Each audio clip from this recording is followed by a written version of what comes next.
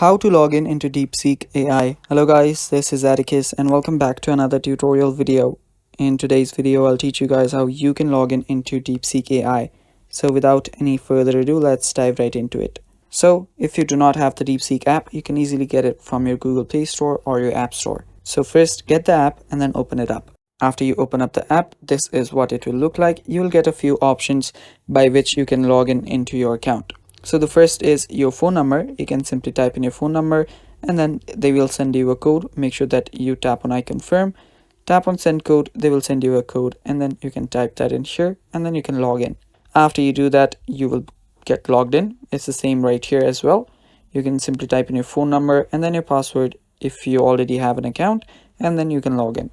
So there are other ways, that is you can sign in using your WeChat or you can sign in using your Apple account. So it's really easy. I'll just sign in with my Apple account. And yeah, that is basically how you do it. And that is all for this video. Thanks for watching. Stay tuned for more and bye bye.